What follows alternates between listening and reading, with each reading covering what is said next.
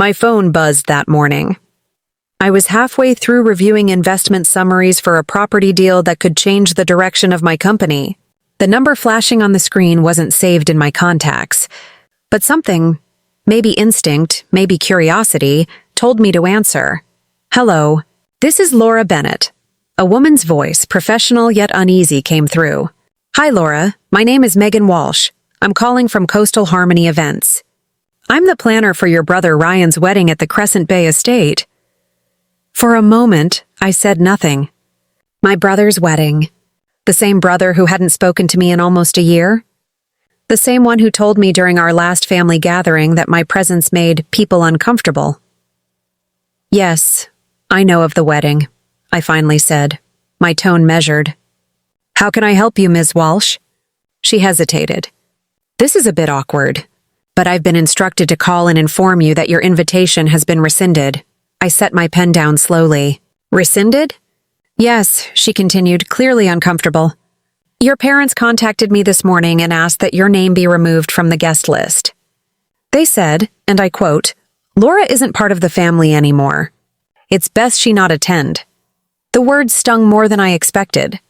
I looked out the window of my high-rise office, the glass reflecting the city skyline I'd worked so hard to conquer.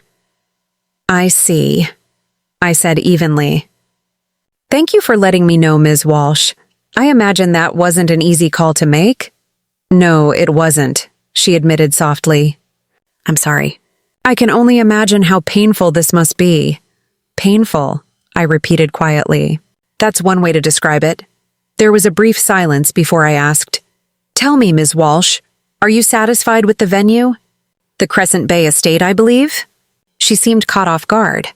"Oh, absolutely. It's one of the most sought-after properties in the region. Honestly, we were lucky to get a booking for next weekend." "I'm glad to hear that," I said with a small smile she couldn't see. "Megan, could you do me a favor? I may need to make a few calls regarding your event. Could I call you back in 10 minutes? "Of course," she replied, still sounding uncertain. "Take your time." As soon as we hung up, I buzzed my assistant through the intercom. "Chloe, get me Daniel Brooks at Crescent Bay Estate." Within minutes, my phone lit up with Daniel's name. He was the general manager, and one of my most trusted executives. "Laura," he greeted warmly. "I was expecting your call. What's going on with the Bennett wedding?" "I just got off the phone with the planner," I said. "I'd like you to cancel the event immediately. Issue a full refund for all deposits, and inform them the venue has been requisitioned for a corporate function." "Understood," he said crisply. "Do you want to offer alternate dates?" "No, in fact, make sure none of our affiliated estates take their booking either." "And Daniel?" "Yes?" "Be sure to mention that the decision came directly from ownership." There was a smile in his voice. "Consider it done." After we ended the call, I leaned back in my chair, gazing at the city below, the empire I'd built in silence while my own family believed I was struggling. 8 minutes later, my phone rang again. "Ms. Bennett," Megan's voice trembled slightly. "I don't know what just happened, but the Crescent Bay Estate has canceled the wedding. Completely. They said it's due to a corporate buyout, and that the decision came directly from the estate's owner." "How unfortunate," I said evenly. "That must be incredibly stressful for you." "It is," she admitted. "I've been planning this for a year. 200 guests, a full weekend itinerary. And now everything's collapsed. I've never experienced anything like this in my career." I could almost picture her pacing her office, the planner's nightmare unfolding. "Tell me, Megan," I asked gently, "did they mention who owns Crescent Bay Estate?" She paused. "No, they didn't say. Some corporation, I assume. Do you happen to know anyone associated with it?" I smiled. "You could say that." There was a beat of silence. "Wait, are you implying—" "I'm the owner," I said simply. The line went completely quiet. You own Crescent Bay Estate?" "And 6 other luxury properties across the coast," I confirmed. "It's part of my company, LB Holdings. I don't even know what to say." "That's all right," I said. "There's one thing you can do, though. Could you please conference in my brother?" Her voice wavered. "Are you sure?" This feels delicate. Trust me, I said, my tone calm but firm. It's time we clear a few misunderstandings. A few moments later, I heard the faint chime of a third line joining the call. Ryan Bennett, came my brother's voice, sharp and impatient. Megan, tell me you found another venue. I don't care what it costs. Just fix this disaster. Megan hesitated. Actually, Ryan, your sister is on the line. There was a long pause. Laura, what are you doing here? She wanted to help clarify something, Megan said carefully. I don't need clarification, Ryan snapped. I made it clear to everyone. Laura isn't invited to this wedding. We don't need her drama or her attention-seeking nonsense ruining the day. Drama, I repeated quietly. That's funny, because I just heard your wedding was canceled. That's why Megan's on this call, he said impatiently. We're trying to fix it. Money isn't a problem. Of course not, I said smoothly. But tell me, Ryan, when you booked Crescent Bay Estate, did you ever bother to look up who owns it? What kind of question is that? It's a luxury venue, not a family business. Interesting, I said. Because it is a family business. There was silence on the line. Then Megan whispered, Ryan, your sister owns the estate. I could almost hear his disbelief solidify into anger. That's impossible. Laura doesn't own anything. She couldn't even keep her marketing job last year. That was 4 years ago, I corrected gently. Since then, I've founded a hospitality investment company that owns multiple coastal resorts, including the one hosting your wedding. This is ridiculous, he muttered. You're making this up. Megan, I said calmly, would you mind reading Ryan the exact message you received from Daniel Brooks? She shuffled papers audibly. It said, and I quote, per the directive of ownership, the Crescent Bay Estate and all associated venues will not be available for the Bennett wedding. This decision was made at the executive level. Ryan's voice faltered. You're the ownership. I am, I said softly. And since my invitation was rescinded, I thought it only fair to honor that request. After all, if I'm not family, then my venues shouldn't be hosting family events. The line went dead, but the silence in my office was louder than any words could have been. I sat still for a moment, watching the city move beyond the glass walls, cars weaving through traffic, people rushing across streets, the endless rhythm of lives moving forward. Oblivious to mine pausing, I wasn't angry, not yet. I was steady, calm in the way a person becomes when disappointment no longer surprises them. When my assistant, Maria, stepped in to remind me about the upcoming investor meeting, I simply raised a hand. Hold that, I said softly.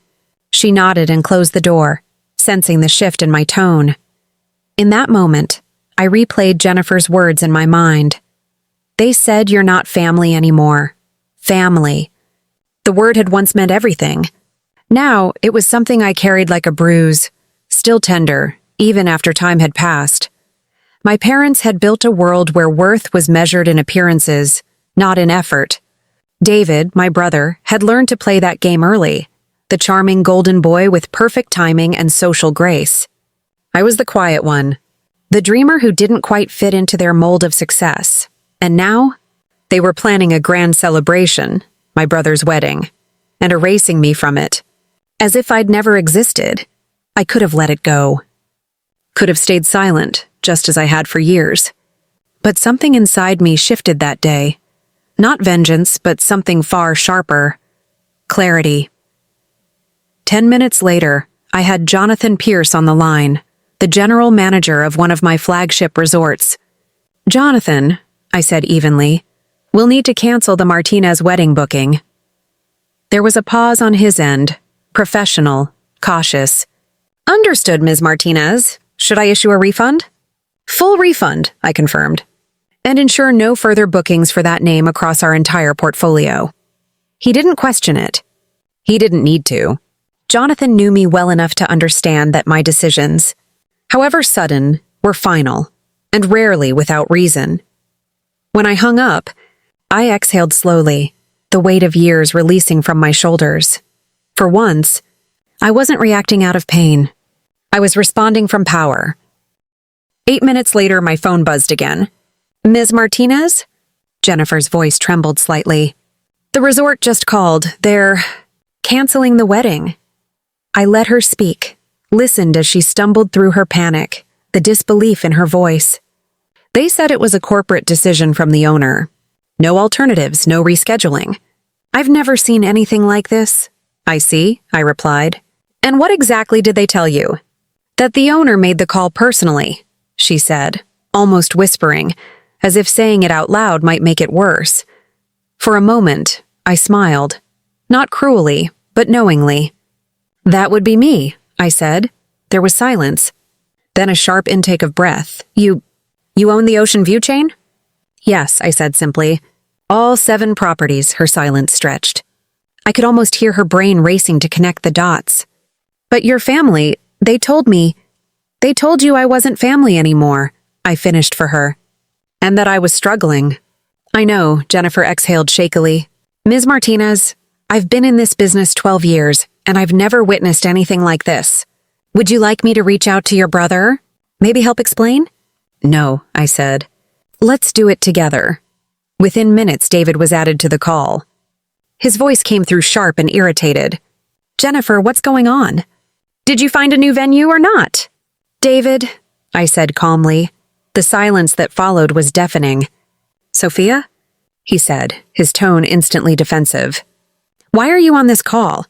Jennifer wanted to make sure everyone understood what was happening with your venue. He scoffed. This isn't your concern. You're not part of this family anymore, remember?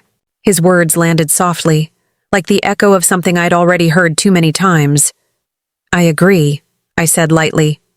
I'm not part of your celebration, which is why your celebration won't be happening at my resort. What are you talking about? Jennifer? I prompted. She read from her notes, her voice trembling. The Ocean View Grand Resort has canceled the Martinez wedding at all 7 properties. The general manager said the decision came directly from the chain's owner. David laughed, the kind of laugh that comes from disbelief. That's ridiculous. Sophia doesn't own anything. Actually, I interrupted gently, I do. I acquired the Ocean View properties 3 years ago. Silence again. Only this time it wasn't empty. It was full of something heavy and unspoken. Sophia, he said finally, his voice lower, uncertain. What are you saying? I'm saying that the venue you chose to exclude me from is part of my company. And when I heard I wasn't considered family, I made sure that policy was honored across all my properties. There was a sharp exhale from his end, then softer. You can't be serious. Oh, I am, I said. Completely. Jennifer cleared her throat carefully. Ms. Martinez, would you like me to look into alternative options? I smiled to myself. Actually, yes. I know a private island that might work. David jumped in. Sophia, stop this. You've made your point. I don't think I have, I replied quietly. David, I'm offering you something better. My private resort on Catalina Island. 40 acres, private beach, full staff, helicopter transport, everything your fiancé dreamed of. Why would you do that? He asked, voice cracking. Because despite everything you've said, everything you've done, you're still my brother, and Victoria deserves a beautiful wedding. There was a pause, then a whisper. What's the condition? Only one, I said. Invite me.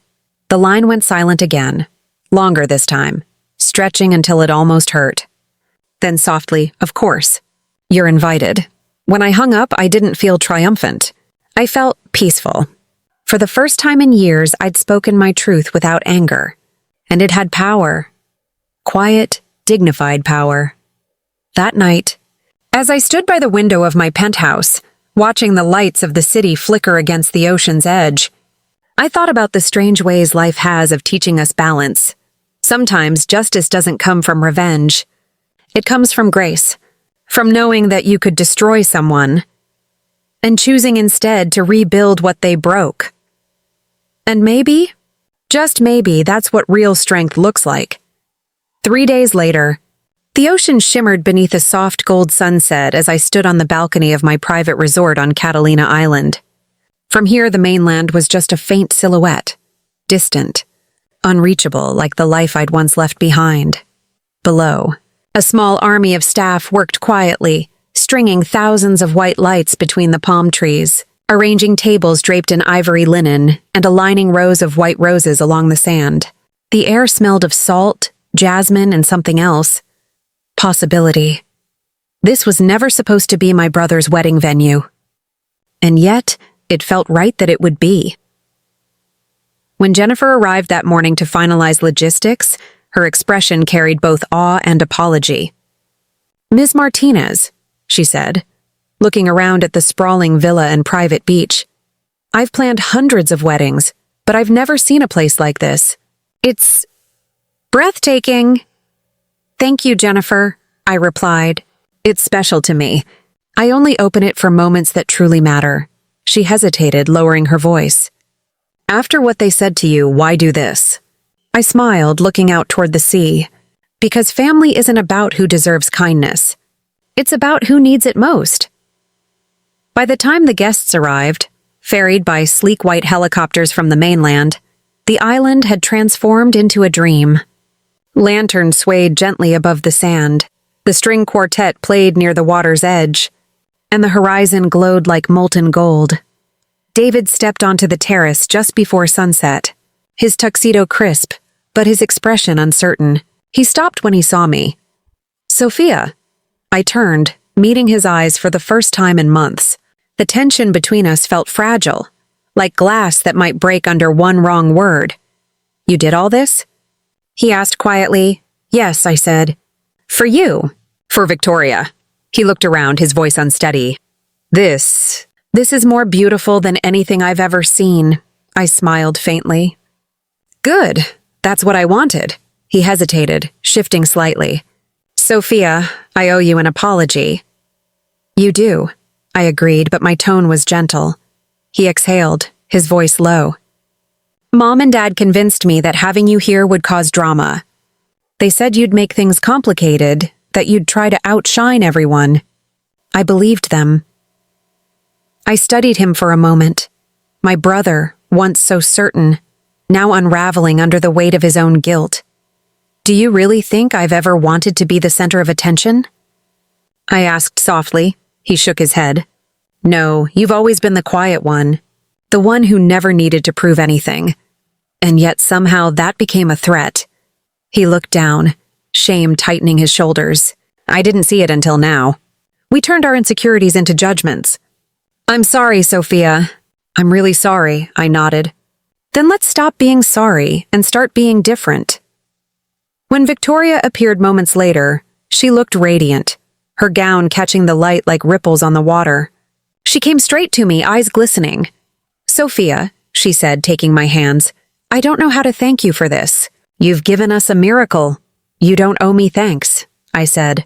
"Just take good care of my brother. And make this a day worth remembering." She smiled through her tears. "I will."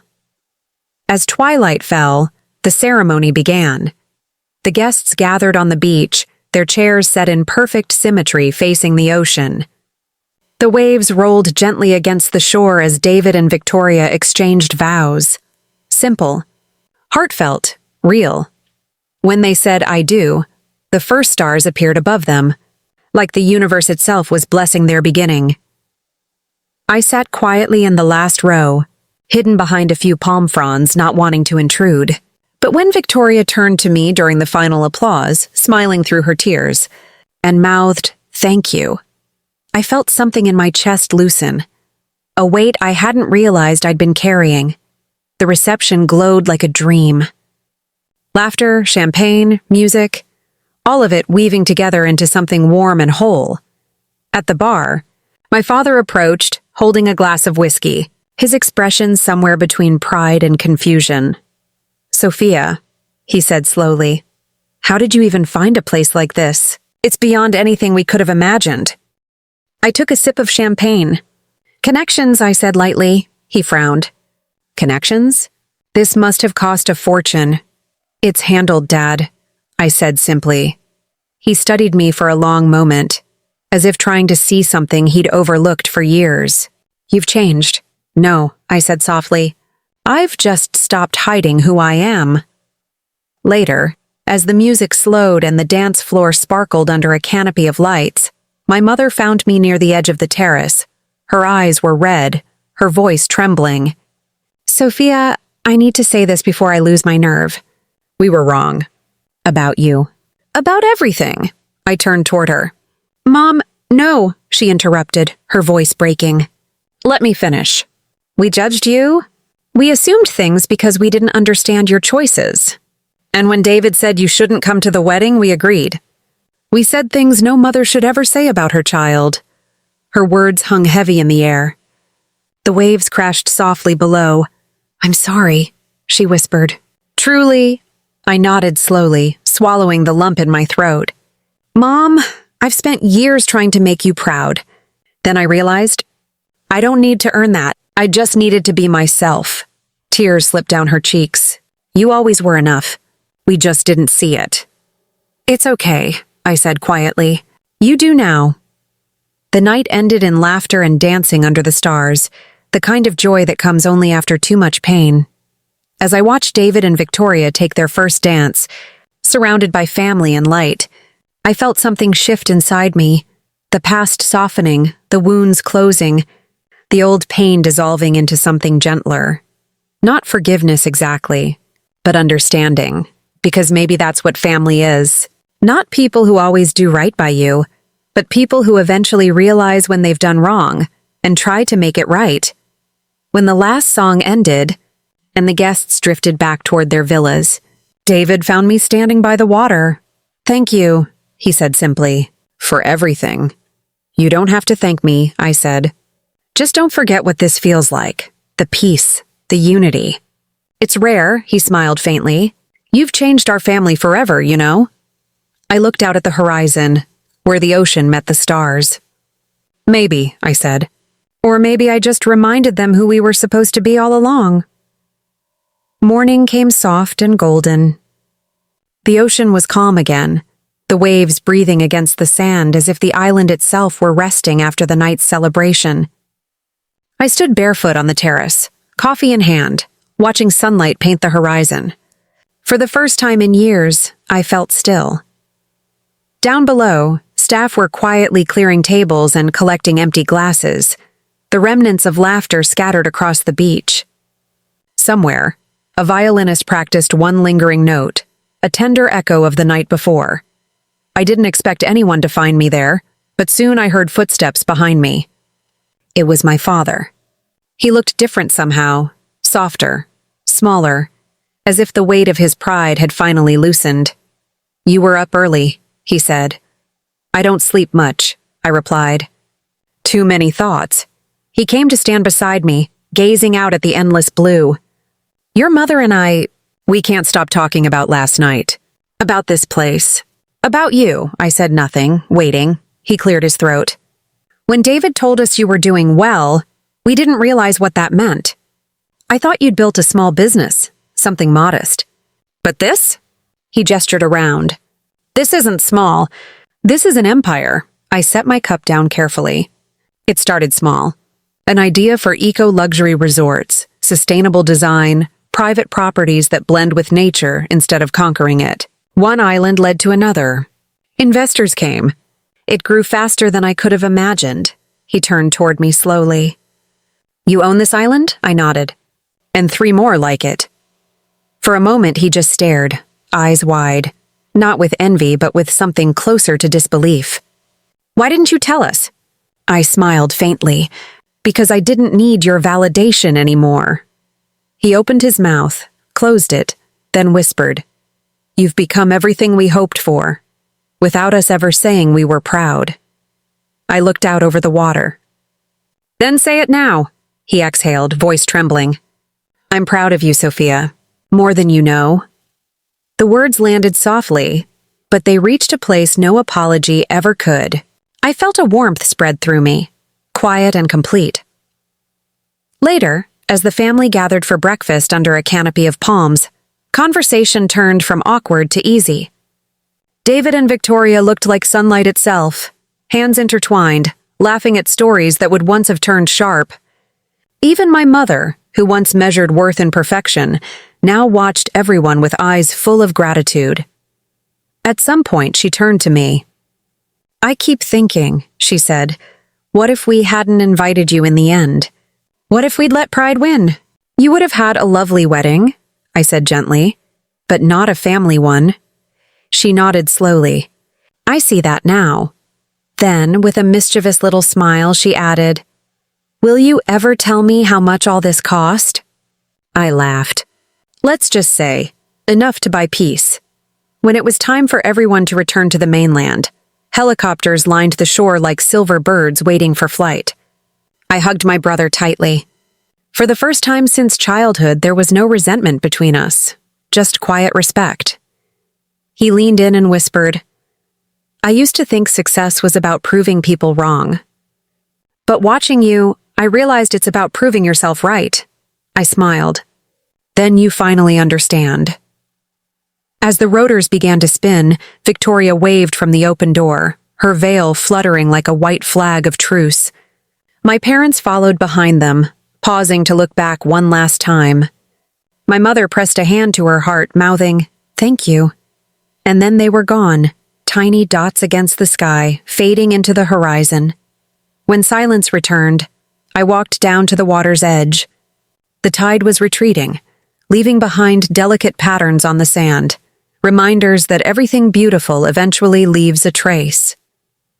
I thought about the girl I once was, the quiet daughter, the misunderstood sister, the outsider at her own family's table. She had built this empire not from ambition, but from a hunger to be seen. And now that she finally was, she no longer needed the recognition. What she needed was peace. A small sailboat drifted across the bay, white against the deep blue. Somewhere inside me, a memory stirred. Of the first time I'd ever seen the ocean as a child. Standing beside my mother, feeling small and infinite all at once. She'd said, "Look, Sophia, the sea never fights the tide. It lets go, and it comes back stronger." Back then, I didn't understand. Now I did. Letting go wasn't weakness. It was wisdom. It was grace. As the sun climbed higher, I picked up my phone and opened a new message draft. It was to Jennifer, the planner. Next event, family retreat, December. Same place. All invited. I hit send, smiling to myself. Because healing wasn't a single night of forgiveness. It was a choice you kept making, again and again. That evening, when the last staff member left and the island fell quiet, I stood on the balcony once more. The world below shimmered with the last light of day, and somewhere far off, the faint hum of another helicopter echoed. This time, though, it wasn't leaving. It was arriving. A courier stepped out, carrying a small envelope with my company's insignia. Inside was a simple card, Global Sustainability Award 2025, recipient Sophia Martinez, for her vision in redefining eco-luxury across 4 continents. I smiled, the wind tugging gently at my hair. The girl who'd once been uninvited had become unforgettable. That night, under the same stars that had watched over my brother's vows, I whispered a quiet one of my own, to never let bitterness steal the beauty of success, to always choose elegance over ego, and to remember, the best revenge is peace. The sea sighed in answer, steady and sure. And somewhere between the waves and the wind, I knew the story had come full circle.